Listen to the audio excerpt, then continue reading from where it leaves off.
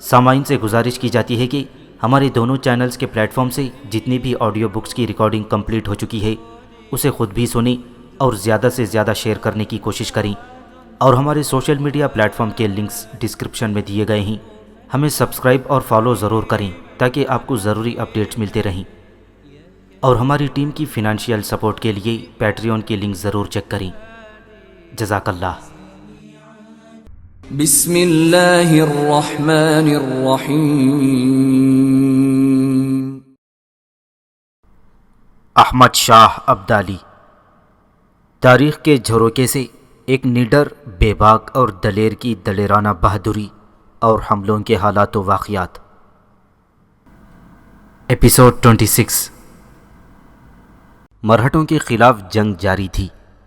عبداللہ کے خلاف داتا جی کے دل میں ایک کدورت غصہ اور غضب پیدا ہو گیا تھا، اس لیے کہ اسے عبداللہ کے تیز اور جان لیوا حملوں کی وجہ سے پیچھے ہٹنا پڑا تھا، لیکن داتا جی اس طاق میں تھا کہ کوئی موقع ملے تو وہ عبداللہ پر حملہ آور ہو کر اس کا خاتمہ کر دے اور یوں میدان جنگ کو اپنے ہاتھ میں لینے کی کوشش کری۔ جس وقت عبداللہ مرہٹوں کے ساتھ اپنے ارد گرد لڑتے محافظوں کے دستوں کے ساتھ پوری طرح جنگ میں مصروف تھا، داتا جی نے اس موقع کو غنیمت جانا، اپنے محافظ دستوں کے ساتھ وہ طوفانی انداز میں آگے بڑھا اور عبداللہ کی پشت کی طرف سے اس نے بڑے تیز اور جان لیوا حملے شروع کر دیے تھے۔ اپنے پہلے ہی حملے میں داتا جی نے عبداللہ کے محافظ دستوں کے کئی محافظوں کو موت کے گھاٹ اتار دیا تھا، لیکن اس موقع پر کوئی زندہ دل افغان حرکت میں آیا۔ اس نے جب دیکھا کہ داتا جی اس کے سالار عبداللہ پر اس کی پشت کی طرف سے حملہ کرنا چاہتا ہے تو اس نے اپنے گلے میں لٹکتی ہوئی بندوق نکالی، اس میں گولی بھری اور گھوڑے پر بیٹھے ہی بیٹھے یوں تاک کر اس نے گولی ماری کہ گولی داتا جی کی آنکھ کو چیرتی ہوئی نکل گئی تھی۔ داتا جی اپنے گھوڑے سے گرا اور دم توڑ گیا تھا۔ ایک دوسرا زندہ دل مجاہد آگے بڑھا اور اپنے گھوڑے سے کودا، اپنی برچھا نما تلوار اس نے بلند کی اور زمین پر گرے ہوئے داتا جی کا سر کاٹ کر اس نے ہوا میں لہرا دیا۔ داتا جی کے میدانی جنگ میں کام آنے کے بعد قریب تھا کہ اس کے لشکر میں بددلی اور بد حوصلگی پیدا ہو جاتی کہ اس کی جگہ مرہٹوں کے جرنیل جنکو جی نے لے لی، اور اس سے خوفناک انداز میں جس سے پہلے داتا جی عبداللہ پر حملہ آور ہوا تھا اسی طرح وہ بھی عبداللہ پر حملہ آور ہو گیا۔ اس وقت تک عبداللہ مڑ چکا تھا، لہٰذا وہ جنکو جی کی طرف بڑھا اور اس پر ایسا زوردار وار کیا کہ گو جنکو جی نے عبداللہ کے وار کو اپنی تلوار پر روکا تھا، لیکن یہ وار ایسا زوردار تھا کہ عبداللہ کی برچھا نما تلوار جنکو جی کے سر پر پڑنے کے بعد پھسلی، جنکو جی کے شانے پر گری اور جنکو جی کے شانے کو چیرتی ہوئی اور کاٹتی ہوئی نکل گئی تھی۔ زخم میں تکلیف کی شدت کی وجہ سے جنکو جی کرراہ اٹھا۔ مرہٹوں نے جب دیکھا کہ ان کا دوسرا جرنیل جنکو جی بھی زخمی ہو گیا ہی تو وہ مزید وہاں کچھ دیر رکے رہے کہ کہیں عبداللہ دوسرا وار کر کے جنکو جی کا خاتمہ نہ کر دے۔ مرہٹے بڑی طوفانی انداز میں آگے بڑھے اور جنگ کرتے ہوئے وہ عبداللہ اور جنکو جی کے درمیان حائل ہو گئی۔ کچھ مرہٹے جنکو جی کو اٹھا کر پچھلی صفوں کی طرف چلے گئے تھے۔ مرہٹوں کے سپہ سالار داتا جی کے مرنے اور جنکو جی کے بری طرح زخمی ہونے کے بعد یہ دونوں خبریں جنگل کی آگ کی طرح آنن فانن لشکر میں پھیل گئی تھیں۔ مرہٹے جو اس سے پہلے زندگی اور موت کا کھیل کھیلتے ہوئے احمد شاہ ابدالی کے لشکریوں پر حملہ آور ہو رہے تھے وہ جی چھوڑ بیٹھے۔ دوسری طرف داتا جی کے مرنے اور جنکو جی کے زخمی ہونے کی وجہ سے احمد شاہ ابدالی کے لشکریوں کے حوصلے مزید بلند ہو گئے تھے اور پھر پہلے کی نسبت اور زیادہ ہولناکی اور خونخواری سے حملہ آور ہونا شروع کر دیا تھا۔ اب مرہٹوں کے لشکر کی کمانداری اب ان کا جرنیل ملہاڑ راؤ ہولکر کر رہا تھا، جبکہ بھوئٹے اس معاملے میں اس کی مدد اور معاونت کر رہا تھا۔ ملہاڑ راؤ نے جب دیکھا کہ عنقریب مرہٹوں کے مقدر میں بدترین شکست لکھی جانے والی ہے تو اس نے بہتر اسی کو جانا کہ میدان جنگ سے اپنے بچے کچے لشکر کو لے کر فرار ہو جائے، لہٰذا اندر ہی اندر جنگ کرتے ہوئے ملہاڑ راؤ نے سباجی اور بھوئٹے کو احکامات دیے کہ فی الفور پسپا ہونے کے انتظامات کیے جائیں۔ پھر وہ وقت بھی آیا کہ ملہاڑ راؤ ہولکر اپنے بچے کچے لشکر کو لے کر میدان جنگ سے بھاگ کھڑا ہوا، لیکن احمد شاہ ابدالی بھی مرہٹوں کو یوں آسانی سے میدان جنگ چھوڑ کر بھاگنے نہیں دینا چاہتا تھا، لہٰذا اپنے لشکر کے سارے حصوں کو اس نے یکجا کیا اور مرہٹوں کا تعاقب شروع کر دیا۔ 40 میل تک یہ تعاقب جاری رہا اور احمد شاہ ابدالی اپنے جرنیلوں کے ساتھ مرہٹوں کا قتل عام کرتا رہا۔ داتا جی کے علاوہ اور بہت سے سردار بھی جنگ میں کام آئے تھی۔ یوں 40 میل تک مرہٹوں کا تعاقب کرنے کے بعد احمد شاہ ابدالی واپس اپنے پڑاؤ میں آ گیا تھا۔ احمد شاہ ابدالی کے ہاتھوں مرہٹوں کی یہ بدترین شکست تھی جو دریائے جمنا کے کنارے ہوئی تھی۔ جن دنوں احمد شاہ ابدالی مرہٹوں کے ساتھ جنگوں میں بری طرح مصروف تھا، دہلی کے وزیر غازی الدین حرکت میں آیا۔ مغل شہنشاہ شاہ عالمگیر ثانی کو اس نے قتل کر دیا تھا۔ اب اس نے دوسرا کام یہ کیا کہ محی الملک جو شہنشاہ اورنگزیب عالمگیر کے سب سے چھوٹے بیٹے کام بخش کا پوتا تھا، ہندوستان کا شہنشاہ بنا کر تخت نشین کر دیا گیا تھا۔ اس کے بعد جب جمنا کے کنارے احمد شاہ ابدالی نے مرہٹوں کو بدترین شکست دی تو غازی الدین کو اپنی جان کی فکر ہوئی۔ وہ جانتا تھا کہ مرہٹوں کو شکست دینے کے بعد احمد شاہ ابدالی دہلی میں داخل ہوگا اور مغل شہنشاہ کے قتل کرنے کے جرم میں اس کی گردن کاٹ کر رکھ دے گا۔ لہذا غازی الدین دہلی سے بھاگ نکلا اور بھرت پور کے راجہ سورج مل کی طرف چلا گیا۔ سورج مل نے اپنے ایک شہر کمیر میں جہاں ایک مضبوط قلعہ تھا، غازی الدین کو پناہ دے دی اور اس کی حفاظت کے لیے وہاں 5000 سپاہیوں کا ایک لشکر مقرر کر دیا۔ جن دنوں غازی الدین نے مغل شہنشاہ کو قتل کیا تھا، اس وقت مغل شہنشاہ کا بیٹا صوبہ بہار میں دریائے سون کے مشرقی کنارے گوٹھالی کے مقام پر مقیم تھا۔ باپ کے قتل کی خبر سنتے ہی اس نے شاہ عالم ثانی کا لقب اختیار کیا اور اپنی بادشاہت کا اعلان کر دیا۔ اس شاہ عالم ثانی کو جب خبر ہوئی کہ غازی الدین نے محی الدین الملک کو ہندوستان کا شہنشاہ بنا کر شاہ جہاں ثانی کے لقب سے تخت نشین کرا دیا ہے، تو اس نے احمد شاہ ابدالی کے نام ایک خط لکھا جس میں شاہ عالم ثانی نے احمد شاہ ابدالی کی یہ درخواست کی تھی کہ ہندوستان کا تخت و تاج اس کے حوالے کیا جائے۔ شاہ عالم ثانی نے مزید لکھا کہ غازی الدین بھرت پور کے جاٹوں کے ساتھ مل کر دہلی کی سلطنت کو برباد کرنے پر تلا ہوا ہے، اور اگر ایسا ہوا تو پھر ہندوستان میں دکن کی مرہٹا قوت کو روکنے والا کوئی بھی نہیں رہے گا۔ شاہ عالم ثانی نے مزید لکھا تھا کہ اگر اسے ہندوستان کا شہنشاہ بنا دیا جائے تو بیشتر اس کے اور سردار بھی اس کی اطاعت قبول کر لیں گے اور مالوا اور گجرات میں مغل سلطنت واپس آ جائے گی۔ مرہٹوں کے بارے میں اس نے لکھا تھا کہ وہ یا تو اطاعت قبول کر لیں گے یا ختم ہو جائیں گی۔ بھرت پور کے راجہ سورج مل کا ذکر کرتے ہوئے شاہ عالم ثانی نے تلخ الفاظ میں لکھا، لوگوں نے آپ کے کان بھرے ہیں کہ بھرت پور کا یہ ہندو راجہ سورج مل ہندوستان کی کنجی ہے، پر میں پوچھتا ہوں کہ اس حقیر آدمی کو کب سے اتنی اہمیت ہو گئی ہے کہ وہ ہندوستان کی کنجی بن جائے؟ یہ سب ایک شخص ناگر مل کے تراشے ہوئے افسانے ہیں۔ مغل سلطنت کی گردش سے فائدہ اٹھا کر ان لوگوں نے شاہی علاقوں کا مالیانہ لوٹا اور خزانے کو خالی کر دیا، اور اس طرح سے سرداروں اور عمرہ ان کے ساتھ ہو گئی تھی۔ شاہ عالم ثانی نے احمد شاہ ابدالی کے نام مزید لکھا کہ بلی چوہا پکڑنے میں ضرور شیر ہوتی ہے، لیکن شیر کے سامنے وہ چوہا بن جاتی ہے۔ جو ہی میں شاہ عالم ثانی کے لقب سے شہنشاہ کی حیثیت سے منظر عام پر آؤں گا اور ملکی انتظامات کی جانب توجہ دینا شروع ہوں گا، یہ سورج مل خود ہی ان سارے علاقوں کو چھوڑ دینے پر آمادہ ہو جائے گا جو علاقے دہلی کی سلطنت میں تھے اور ان پر زبردستی اس نے قبضہ کر رکھا ہے۔ شاہ عالم ثانی کا یہ خط احمد شاہ ابدالی کو اس وقت ملا تھا جس وقت اس نے مرہٹوں کو جمنا کے کنارے بدترین شکست دی تھی، لیکن اس خط پر احمد شاہ ابدالی نے کوئی حکم جاری نہ کیا۔ مرہٹوں کو شکست دینے کے چند یوم تک اس نے دریائے جمنا کے کنارے ہی قیام کیے رکھا، پھر دہلی شہر میں داخل ہوئے بغیر وہ جنوب کی طرف بڑھتا چلا گیا۔ دہلی سے 5 میل کے فاصلے پر خضرآباد میں احمد شاہ ابدالی نے اپنے لشکر کے ساتھ پڑاؤ کیا تھا۔ یہاں اس نے بھرت پور کے راجہ سورج مل، جے پور کے راجہ مادھو سنگھ اور مارواڑ کے راجہ جے سنگھ کی طرف اپنے قاصد بھجوائے اور انہیں پیغام بھیجا کہ وہ احمد شاہ ابدالی کی خدمت میں حاضر ہو کر خراج پیش کریں۔ جے پور کا راجہ مادھو سنگھ اور مارواڑ کا راجہ وجے سنگھ تو احمد شاہ ابدالی کی خدمت میں حاضر ہوئے اور باقاعدہ خراج ادا کیا، اس لیے کہ دونوں راجاؤں نے خط لکھ کر احمد شاہ ابدالی کو ہندوستان آنے اور مرہٹوں کی طاقت کو کچلنے کی درخواست کی تھی۔ لیکن بھرت پور کا راجہ سورج مل انتہائی مغرور اور طاقت کے نشے میں غرق تھا، اس نے احمد شاہ ابدالی کے پیغام کا کوئی جواب نہ دیا۔ سورج مل کا یہ رویہ دیکھتے ہوئے احمد شاہ ابدالی نے اپنے لشکر کے ساتھ خیزر آباد سے کوچ کیا اور شیر گڑھ کے راستے وہ سورج مل کے علاقوں میں داخل ہو گیا۔ سورج مل ان دنوں اپنے ایک قلعے ڈنگ میں قیام کیے ہوئے تھا۔ احمد شاہ ابدالی اس قدر برق رفتاری اور تیزی سے ڈنگ نام کے اس قلعے کی طرف بڑھا تھا کہ سورج مل کو وہاں سے بھاگنے کا موقع نہ ملا اور احمد شاہ ابدالی نے آگے بڑھ کر اس کا محاصرہ کر لیا۔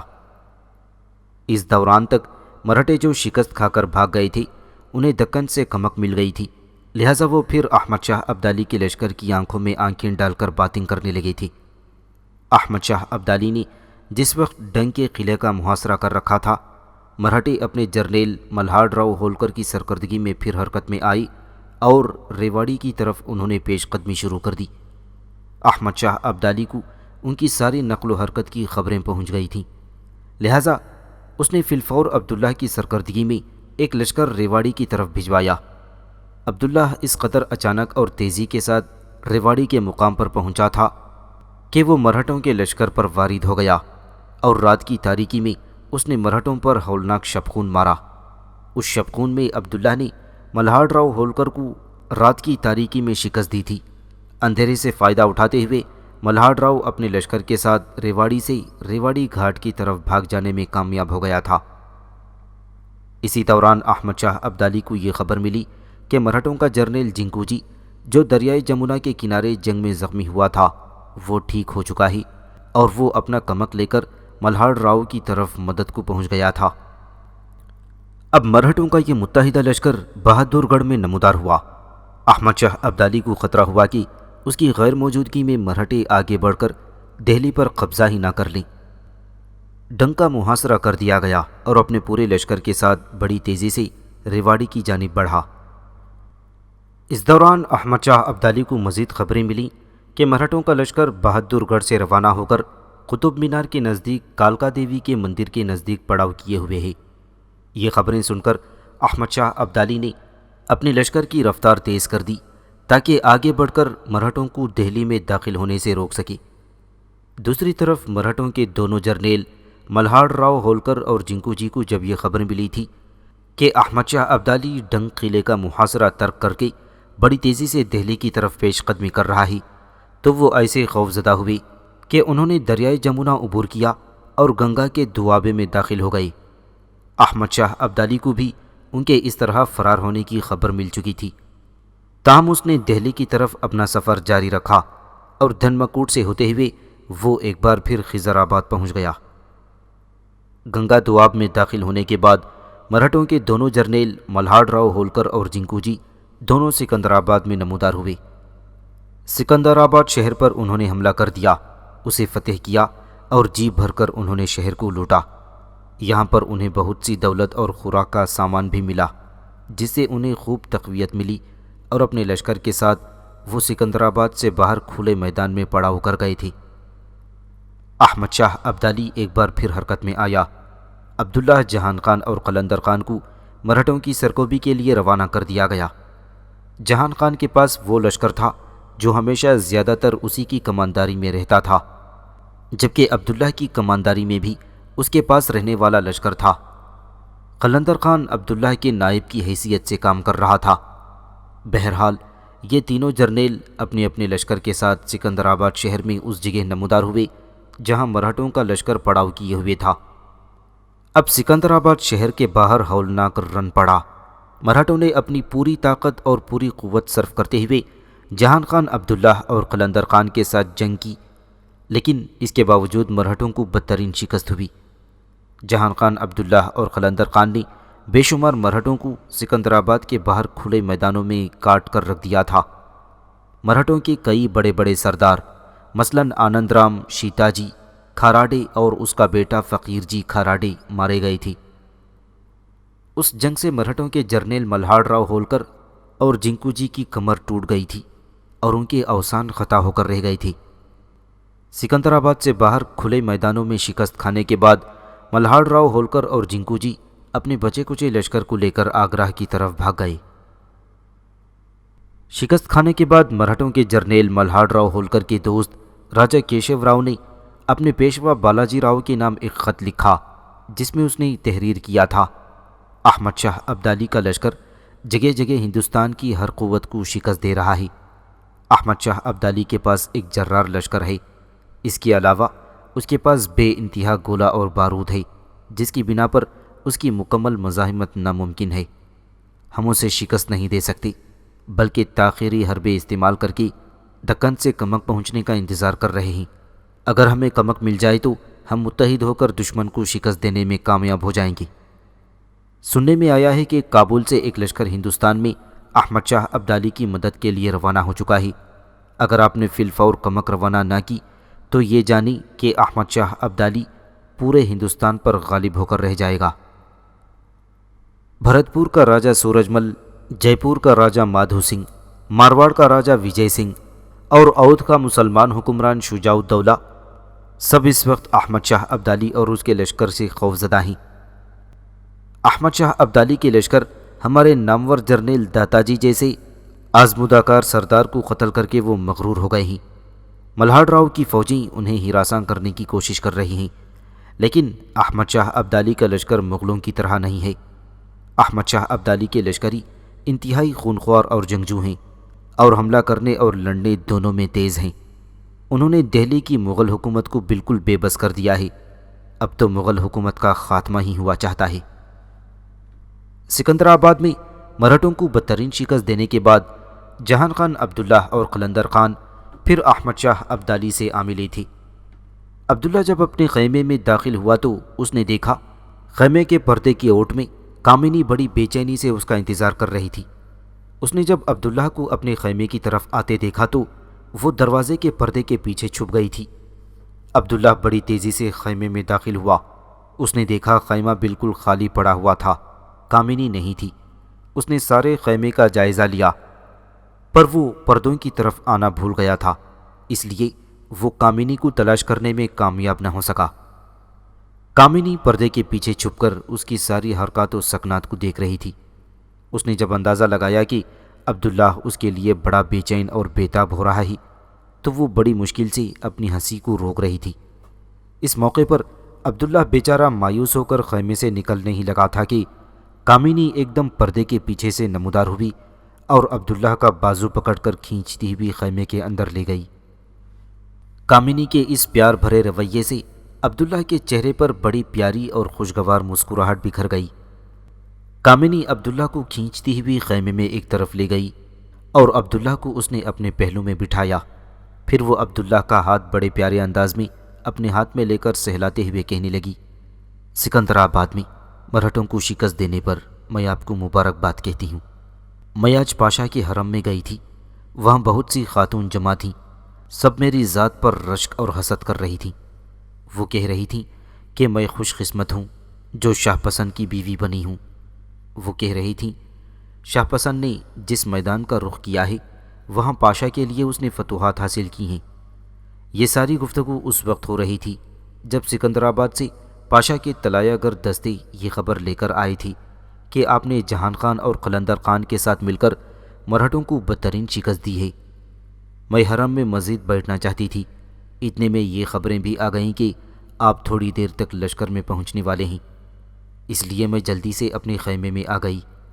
اس پر عبداللہ بولا اور کہنے لگا، دیکھ کامنی، میری بیوی بن کر تو ہی خوش قسمت اور خوش بخت نہیں ہے، بلکہ میں بھی تیرے ساتھ شادی کر کے اپنے آپ کو بہت خوش قسمت اور خوش بخت کہہ سکتا ہوں۔ اس پر کامنی نے تیز نگاہوں سے عبداللہ کی طرف دیکھا اور پوچھا، وہ کیسے؟ عبداللہ کہنے لگا، میں دو لحاظ سے اپنے آپ کو خوش قسمت کہہ سکتا ہوں۔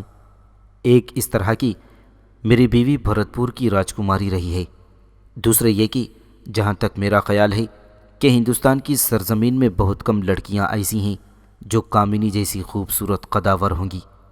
دیکھ کامنی، اب ان باتوں کو چھوڑ، مجھے سخت بھوک لگی ہے، مجھے کھانے کو کچھ دے۔ جواب میں کامنی بڑے پیارے انداز میں کہنے لگی، کبھی میں نے آپ کو بھوکا بھی رہنے دیا ہے؟ آج میں کھانے میں وہ کچھ آپ کو دوں گی کہ آپ خوش ہو جائیں گے۔ پھر کامنی نے اپنے دونوں ہاتھوں سے عبداللہ کے دونوں ہاتھوں کو تھاما اور اسے پکڑ کر اوپر اٹھاتے ہوئے کہنے لگی، پہلے آپ اٹھیے، ہاتھ دھوئیے، پھر میں آپ کو کھانا دیتی ہوں۔ عبداللہ اٹھ کھڑا ہوا۔ کامنی نے اسے خیمے سے ملحقہ طہارت خانے میں لے جا کر خود اس کا ہاتھ منہ دھلوایا، پھر وہ اندر سے نیا لباس لے کر آئی۔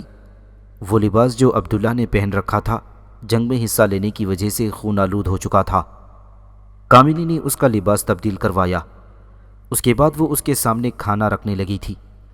کھانے میں تازہ بھنا ہوا گوشت اور بالکل تازہ پنیر تھا۔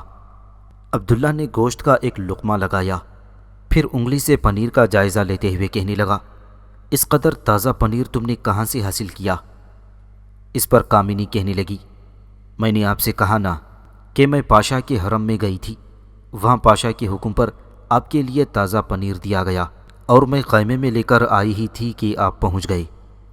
اس پر عبداللہ بولا اور کہنے لگا، اس کا مطلب ہے کہ تم نے اب تک کھانا نہیں کھایا۔ کامنی کہنے لگی، آپ کھا لیں، میں بعد میں کھا لوں گی۔ عبداللہ نے کہا، یہ بات ہے تو میں بھی نہیں کھاتا، ورنہ میرے ساتھ بیٹھ کر کھاؤ۔ اس پر کامنی عبداللہ کے سامنے بیٹھ گئی، پھر دونوں میاں بیوی بڑے پرسکون ماحول میں بیٹھ کر کھانا کھا رہے تھے۔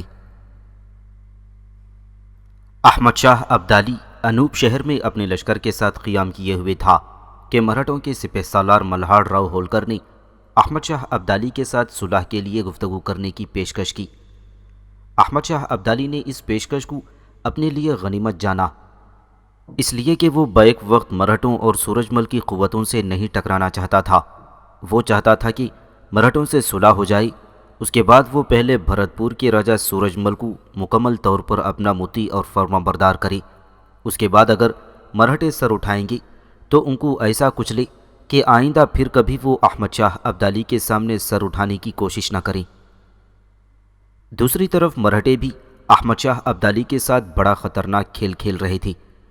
ایک طرف ملہاڑ راؤ ہولکر نے احمد شاہ ابدالی کے ساتھ صلح کی گفت و شنید شروع کر دی، دوسری طرف دکن سے مرہٹوں کا ایک بہت بڑا لشکر احمد شاہ ابدالی سے مقابلہ کرنے کے لیے روانہ ہو چکا تھا۔ سارے دریا طغیانی پر آ چکے تھے اور احمد شاہ ابدالی اپنے لشکر کے ساتھ نقل و حرکت نہ کر سکتا تھا۔ اس سیلابی صورتحال سے فائدہ اٹھاتے ہوئے مرہٹوں کا نیا جرنیل سداشیو بھاؤ اپنی جرار لشکر کے ساتھ گوالیار پہنچا۔ دریائے جمنا کو عبور کر کے وہ دھول پور آیا اور اس نے مزید پیش قدمی جاری رکھی۔ مرہٹوں کے پیشوا بالاجی راؤ نے اپنے بھائی رگھوناتھ راؤ کو نظر انداز کر کے اس نے سداشیو بھاؤ کو اپنے لشکر کا سپہ سالار اعظم چنا تھا۔ سداشیو بھاؤ پیشوا کا قریبی رشتہ دار اور عزیز تھا۔ اس کا انتخاب اس بنا پر ہوا تھا کہ وہ تمام فوجی اور سول عہدیداروں میں بے انتہا ہردل عزیز اور مقبول تھا۔ اس کے علاوہ سداشیو بھاؤ مالی اور انتظامی امور میں اعلیٰ درجے کی صلاحیت رکھتا تھا اور حیرت انگیز تنظیمی قابلیت کا ماہر تھا۔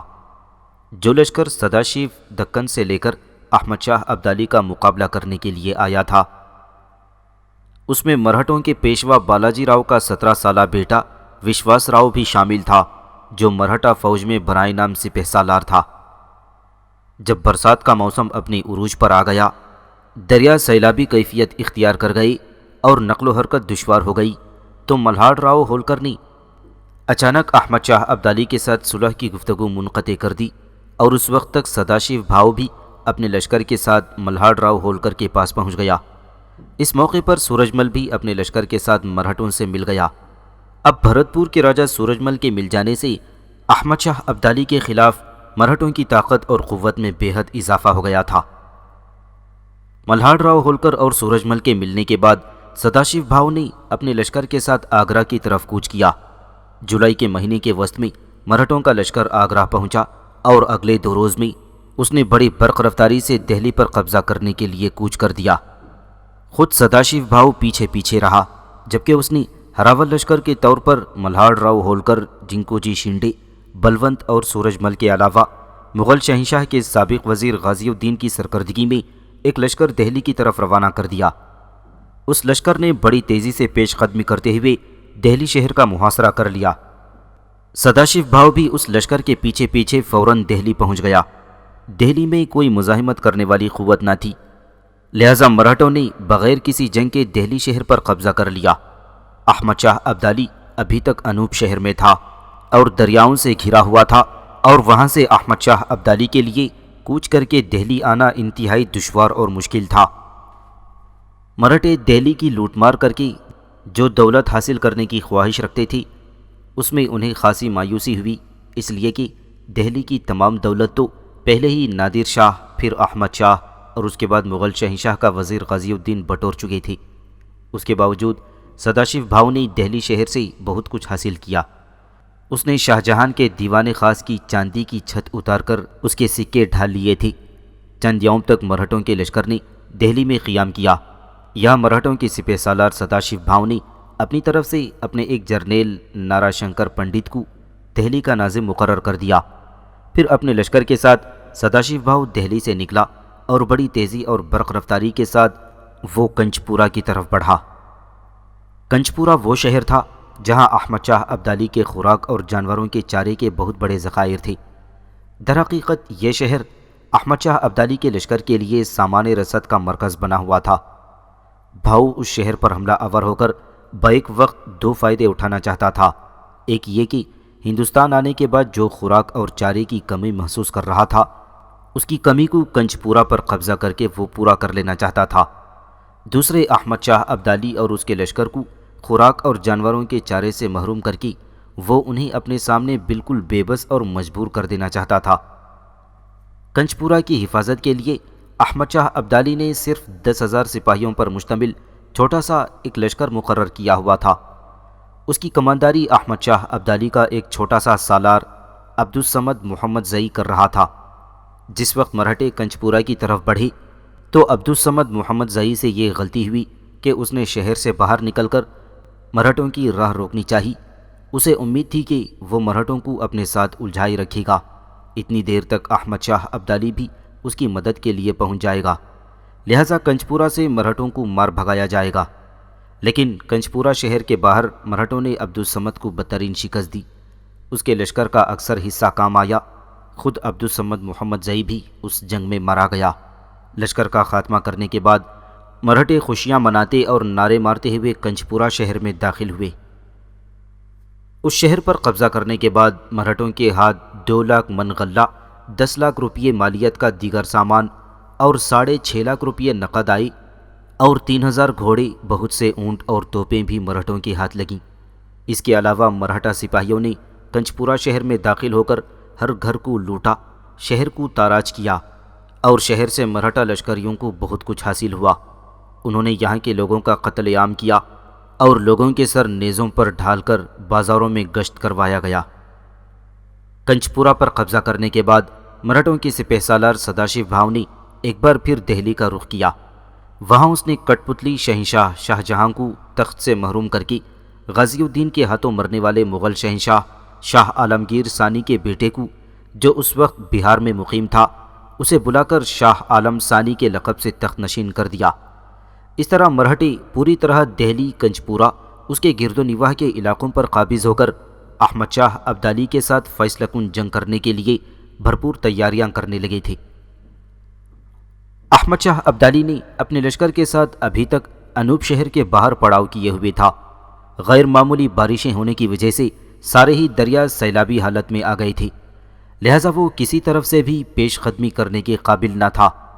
ایک روز جبکہ زوردار بارش ہو رہی تھی اور اولے بھی پڑ رہے تھے، عبداللہ جب خیمے میں داخل ہوا تو اس نے دیکھا خیمے کے وسط میں کامنی کے سامنے ایک ایسی نوعمر، نوخیز اور خوبصورت لڑکی بیٹھی ہوئی تھی جس کا نازک جسم، نرم باہیں، حسین گردن، سڈول بازو اور نیلی نشیلی آنکھیں اسے تمام شوخی، تمام مستی، تمام بجلی، تمام جادو بنائے ہوئے تھے۔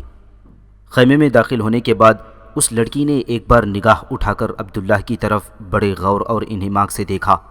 عبداللہ نے اس لڑکی کا ایک بار جائزہ لیا۔ جب وہ نزدیک گیا تو کامنی جب عبداللہ کے استقبال کے لیے اپنی جگہ سے اٹھی تو وہ لڑکی بھی اٹھ کھڑی ہوئی۔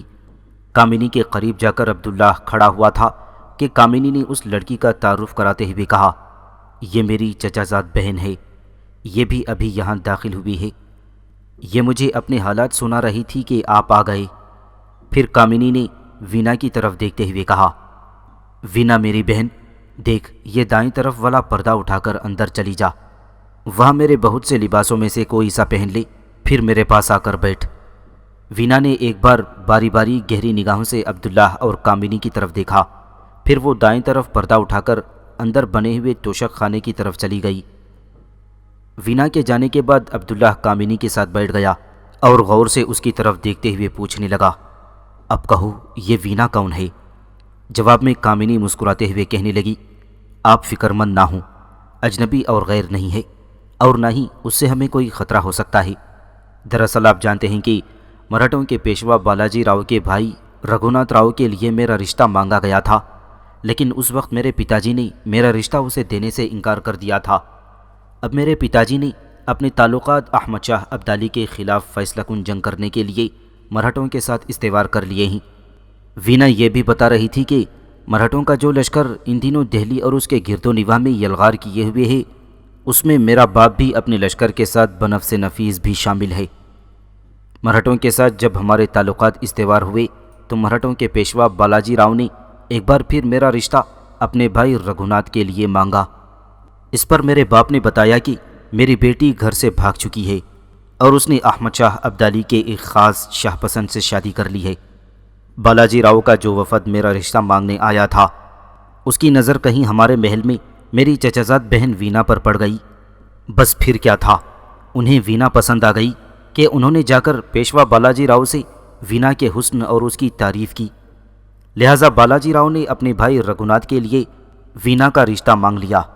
جو ہی یہ رشتہ مانگا گیا، میرے باپ نے اس رشتے کے لیے ہاں کر دی، اور پھر یہ کہ احمد شاہ ابدالی کو ہندوستان سے مار بھگانے کے بعد وینا اور رگھوناتھ کی شادی کر دی جائے گی۔ وینا نہیں چاہتی کہ اس کی شادی رگھوناتھ سے ہو، اس لیے کہ میری طرح وہ بھی اسے ناپسند کرتی ہے۔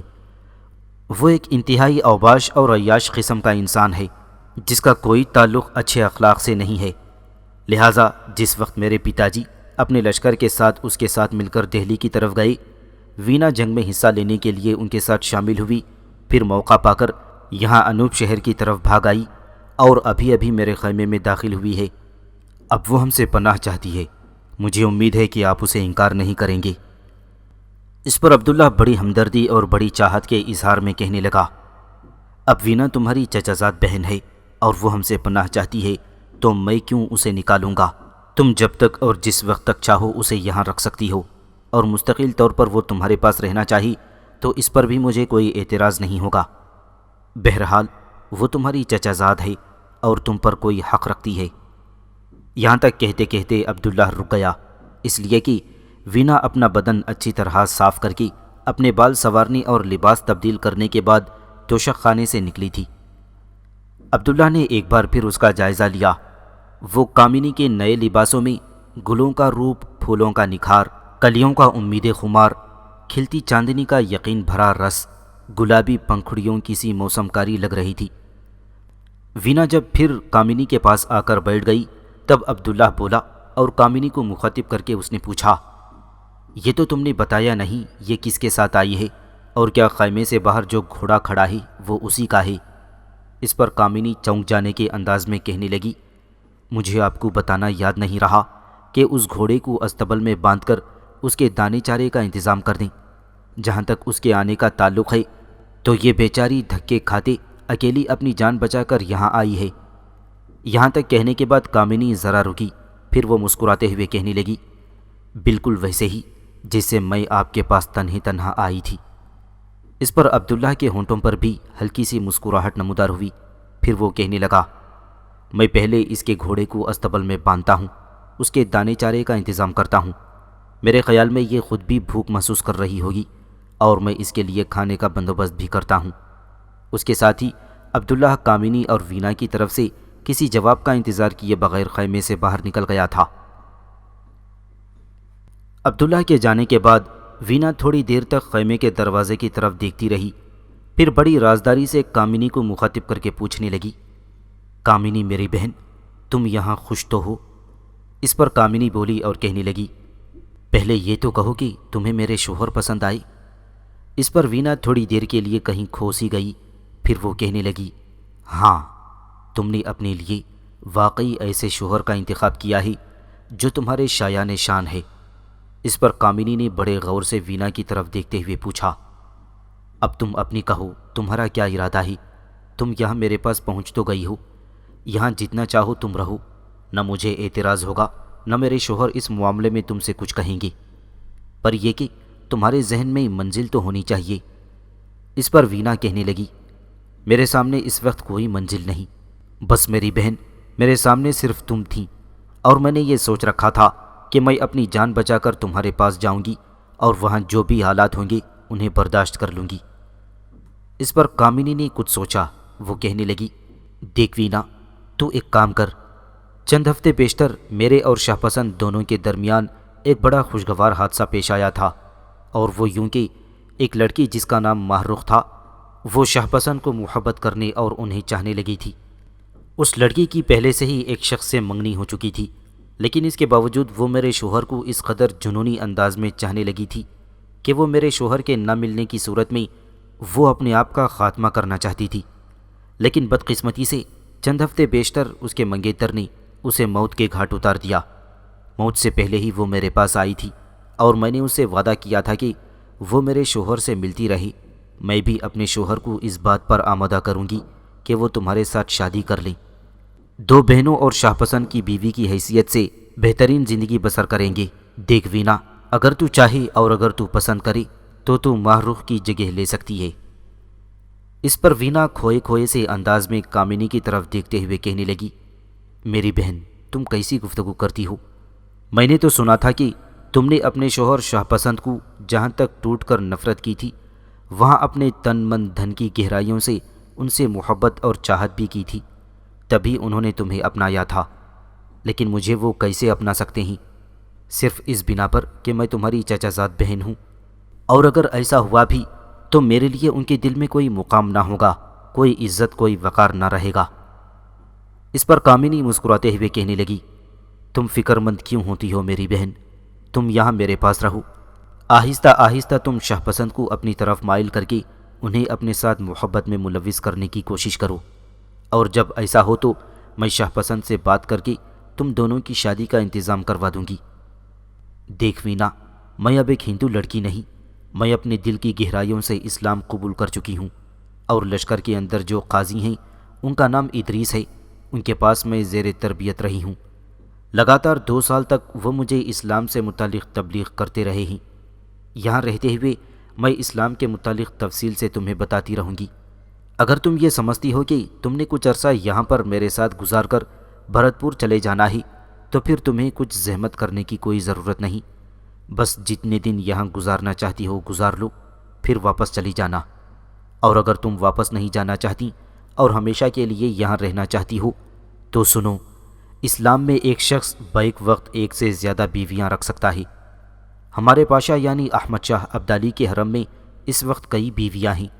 شاہ پسند کے علاوہ جتنے بھی سپہ سالار ہیں سب کی ایک سے زیادہ بیویاں ہیں، لہٰذا شاہ پسند بھی اگر میرے علاوہ تمہیں بھی بیوی بنا کر رکھ لیں گے تو اس میں کوئی حرج نہیں ہے، بشرطے کہ تم شاہ پسند کو اپنے شوہر کی حیثیت سے پسند کر لو۔ اس پر وینا بولی اور جذبات میں ڈوبی ہوئی آواز میں کہنے لگی، دیکھ کامنی، جہاں تک شاہ پسند کی شخصیت کا تعلق ہے، اس جیسا جوان، توانا اور خوبصورت بھرپور جسم کا مرد میں نے اپنی زندگی میں کہیں نہیں دیکھا۔ میں سمجھتی ہوں وہ اگر مجھے اپنی بیوی بنانے پر رضامند ہو جائیں تو یہ میری خوشبختی اور میری سعادت مندی ہوگی، لیکن ایسا کیوں کر ہوگا؟ میری بہن، تمہارے ہوتے ہوئے وہ کیوں مجھ سے محبت کرنے لگیں گی، کیوں مجھے چاہنے لگیں گی؟ کامنی وینا کو حوصلہ دیتے ہوئے کہنے لگی، تم فکر مند نہ ہو، میں شاہ پسند واپس آتے ہیں تو ان کے ذہن میں یہ بات ڈال دوں گی کہ وہ وینا کا مطالعہ کریں۔ اگر وہ سمجھتے ہیں کہ وینا کی طبیعت ان سے ملتی ہے تو وہ تم سے شادی کر لیں، میرے خیال میں وہ میری بات ٹالیں گے نہیں۔ اس دوران تم بھی وینا انہیں اپنی طرف مائل کرنے کی کوشش کرنا، مجھے امید ہے کہ تم ایسا کرنے میں کامیاب ہو جاؤ گی، اس لیے کہ تم نوعمر ہو، جوان ہو، خوبصورت ہو، اور پھر حسن تو بڑے بڑے رکے ہوئے کاموں کو آگے بڑھاتا ہے۔ اس پر وینا تقریباً مانتے ہوئے کہنے لگی، کامنی میری بہن، تم کہتی ہو تو میں ایسا ہی کر لیتی ہوں، لیکن مجھے امید نہیں ہے کہ اس میں کامیاب ہوں گی، اس لیے کہ مجھے محبت اور الفت کا کوئی تجربہ نہیں ہے۔ اس پر کامنی قہقہہ لگاتے ہوئے کہنے لگی، تم کیا سمجھتی ہو کہ مجھے اس الفت اور محبت کا تجربہ تھا؟ کیا میں نے پہلے کہیں سے سیکھ کر اپنے آپ کو شاہ پسند کے ساتھ محبت میں دوچار کیا تھا؟ محبت ایک ایسا جذبہ ہے جو آپ سے آپ پیدا ہوتا ہے اور پھر اپنی ارتقاء اور عروج کی طرف بھاگتا چلا جاتا ہے۔ وینا میری بہن، شاہ پسند بڑے اچھے انسان ہیں، بڑے رحم دل، اپنی بیوی کا خیال رکھنے والے ہیں۔ مجھے آج تک انہوں نے اف تک نہیں کہا، میری ہر ضرورت کا خیال رکھتے ہیں، اور پھر جہاں تک شخصیت کا تعلق ہے، میرے خیال میں پاشا کے لشکر میں کوئی سالار، کوئی بھی جوان ان جیسا نہیں ہوگا، نہ دلیری بہادری میں اور نہ جرأت مندی میں۔ کامنی کی اس گفتگو کے جواب میں وینا کچھ کہنے ہی والی تھی، پر خاموش رہی، اس لیے کہ عبداللہ خیمے میں داخل ہوا۔ عبداللہ کے آنے پر وینا بیچاری سمٹ کر ایک طرف ہو کر بیٹھ گئی۔ عبداللہ کامنی کے پاس آ کر بیٹھا اور کامنی کے سامنے اس نے ایک گٹھری رکھتے ہوئے کہا، میں لشکر کے مطبخ میں گیا تھا اور وینا کے لیے گرم گرم کھانا لے کر آیا ہوں۔ اس کے گھوڑے کو میں نے استبل میں باندھ کر اس کے دانے چارے کا انتظام کر دیا ہے، زین اتار کر میں نے وہیں رکھ دی ہے۔ کامنی نے گٹھری کھول کر دیکھی، عبداللہ واقعی وینا کے لیے گرم گرم کھانا لایا تھا۔ یہ کھانا کامنی نے وینا کے سامنے رکھتے ہوئے کہا، کھانا کھاؤ میری بہن، تمہیں بھوک بھی لگی ہوگی۔ اس پر وینا کچھ شرمانے لگی۔ کامنی اسے تسلی اور ڈھارس دیتی ہوئی کہنے لگی، اگر تم یہاں کھانا کھاتے ہوئے شرم محسوس کرتی ہو تو جاؤ توشک خانے میں جا کر کھانا کھا لو۔ وینا نے فوراً کھانا اٹھایا اور خیمے کے جس حصے میں اس نے لباس تبدیل کیا تھا وہاں جا کر کھانا کھانے لگی۔ وینا کے جانے کے بعد کامنی تھوڑی دیر تک خاموش رہی، بڑے پیار بڑے میٹھے انداز میں عبداللہ کی طرف دیکھتی ہوئی کہنے لگی، اگر آپ برا نہ مانی، میرے ساتھ ناراض نہ ہوں تو میں آپ سے ایک بات کہوں۔ اس پر عبداللہ مسکرا کر کامنی کی طرف دیکھتے ہوئے کہنے لگا، میں تم سے کبھی ناراض ہوا ہوں جو تم یوں میرے ساتھ بات کرنے کے لیے پیش بندی کر رہی ہو؟ اس پر کامنی بولی اور کہنے لگی، آج معاملہ ہی ایسا ہوا ہے کہ اس میں آپ کے ناراض ہونے اور خفا ہونے کی توقع ہے۔ اس پر عبداللہ کہنے لگا، اگر ایسا معاملہ ہے تو وہ بات ہی مت کہو۔ کامنی کہنے لگی، نہیں، بات بھی وہ ضروری کہنی ہے اور آپ کی ناراضگی اور خفگی سے بھی بچنا ہے۔ اس پر عبداللہ کھل کر مسکراتے ہوئے کہنے لگا، اچھا اگر یہ معاملہ ہے تو کہو، میں تمہارے ساتھ وعدہ کرتا ہوں کہ ناراض اور خفا نہیں ہوں گا۔ عبداللہ کی اس گفتگو سے کامنی کو کچھ حوصلہ ہوا، پھر وہ بولی اور کہنے لگی، میں آپ سے یہ کہوں کہ وینا واپس جانے کے لیے یہاں نہیں آئی، بلکہ وہ ہمیشہ کے لیے میرے اور آپ کے پاس رہے گی۔ گزشتہ ہفتوں میں آپ جانتے ہیں کہ جہان خان کی بیٹی ماہروخ بھی آپ کو پسند کرنے لگی تھی اور آپ سے محبت کرتی تھی، لیکن اس کی بدقسمتی کہ زال بیگ نے اسے ہلاک کر دیا۔ آپ جانتے ہیں کہ وہ ہم دونوں کو شادی کی مبارکباد دینے ہمارے خیمے میں بھی آئی ہوئی تھی۔ آپ اٹھ کر چلے گئے تھی تو بعد میں میری اس کے ساتھ تفصیل سے گفتگو ہوئی اور میں نے اس سے وعدہ کیا تھا کہ میں کوشش کروں گی کہ شاہ پسند تمہارے ساتھ بھی شادی کر لیں۔ وہ بیچاری میری ان باتوں سے بے حد خوش ہوئی تھی اور وہ مجھ سے گلے لگ گئی تھی۔ شاہ پسند، آپ میری زندگی کا قیمتی سرمایہ ہیں اور میری حیات کے لیے متاع ہیں۔ آپ کے بغیر میں زندہ رہنے کا سوچ بھی نہیں سکتی، لیکن میں ماہروخ کو بھی آپ میں حصے دار بنانے پر تیار ہو گئی تھی۔ حالانکہ کوئی بھی بیوی پسند نہیں کرتی کہ کوئی بھی عورت، کوئی لڑکی اس کے شوہر میں حصے دار ہو۔ شاہ پسند، اب ایسی ہی ایک ضرورت اور آن پڑی ہے۔ میں چاہتی ہوں کہ آپ وینا کو بھی اپنا لیں۔ آپ دیکھتے ہیں کہ لشکر میں بے شمار سالار ہیں جن کی ایک سے زائد بیویاں ہیں، خود پاشا کے حرم میں بھی ایک سے زائد بیویاں ہیں۔ پھر آپ اگر ایک سے زائد بیویاں رکھ لیں گے اور وہ بھی میری رضامندی اور خوشنودی سے، تو اس میں حرج ہی کیا ہے؟ اگر آپ وینا سے شادی کرتے ہیں تو قسم خداوند کی اس میں میری خوشی اور میرا اطمینان ہوگا۔ اس طرح میں اور وینا دونوں مل کر آپ کی خدمت کر سکیں گی۔ کامنی کی اس گفتگو پر عبداللہ تھوڑی دیر تک بڑی حیرت بڑے استجاب سے کامنی کی طرف دیکھتا رہا، پھر کہنے لگا، کامنی تم بھی بڑی عجیب و غریب اور انوکھی عورت ہو۔ میں سمجھتا ہوں کہ کوئی بھی بیوی یہ چاہتی ہی نہیں کہ کوئی اس کے شوہر میں شراکت کرے یا سانجھی رہنے کی کوشش کرے، جبکہ تم اپنی مرضی سے وینا کو میری بیوی بنانا چاہتی ہو۔ اس پر کامنی بڑی فراغ دلی کا مظاہرہ کرتے ہوئے کہنے لگی، ایسا میں خود اپنی مرضی اور خوشی سے کر رہی ہوں، اور میں آپ کو یقین دلاتی ہوں کہ میں اور وینا مل کر آپ کے لیے گھر کا بہترین اور پرکشش ماحول مہیا کریں گے۔ مجھے امید ہے کہ نہ آپ مجھے ٹالیں گے اور نہ ہی میری اس پیشکش کو ٹھکرانے کی کوشش کریں گے۔ جواب میں عبداللہ نے پھر کچھ سوچا اور کہنے لگا، دیکھ کامنی، میں تیری یہ بات ماننے کے لیے تیار ہوں، پر میری ایک شرط ہے۔ کامنی نے چونک کر پوچھا، کیسی شرط؟ عبداللہ کہنے لگا، وہ یہ ہے کہ پہلے میں وینا کا اچھی طرح مطالعہ کروں گا۔ اگر میں دیکھوں گا کہ وہ میری طبیعت، مزاج و اطوار میں میری خواہش، میری مانگ پر پورا اترتی ہے، تو میں تمہیں یقین دلاتا ہوں کہ میں اس سے شادی کر لوں گا، تمہارا کہا نہیں ٹالوں گا۔ اس پر کامنی بیچاری ایسی خوش ہوئی کہ وہ ایک بار اس نے چور نگاہوں سے اس توشک خانے کی طرف دیکھا جس میں وینا کھانا کھا رہی تھی۔ پھر وہ آگے بڑھی اور بری طرح شاہ پسند سے لپٹ گئی۔ شاہ پسند کا گال اس نے چوما، پھر کہنے لگی، میں آپ کا یہ احسان ایک بیوی کی حیثیت سے کبھی نہ بھول سکوں گی۔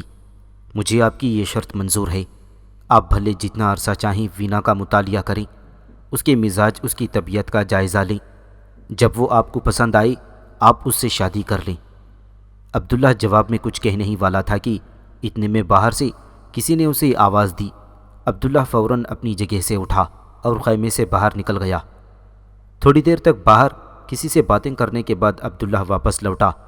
اس وقت تک وینا کھانا کھانے کے بعد کامنی کے پاس بیٹھ گئی تھی اور باتیں کرنے لگی تھی۔ عبداللہ ان دونوں کے پاس آیا اور انہیں مخاطب کر کے کہنے لگا، تم دونوں بہنیں بیٹھ کر آپس میں گفتگو کرو، مجھے پاشا نے بلایا ہے، میں جاتا ہوں اور دیکھتا ہوں کہ کیا معاملہ ہے۔ اس پر کامنی بڑی پیار بھری چاہت میں بولی، جلدی آئیے گا، ہم دونوں بڑی بے چینی سے آپ کا انتظار کریں گی۔ جواب میں عبداللہ کے چہرے پر ہلکی سی مسکراہٹ نمودار ہوئی، پھر وہ اپنے خیمے سے نکل گیا تھا۔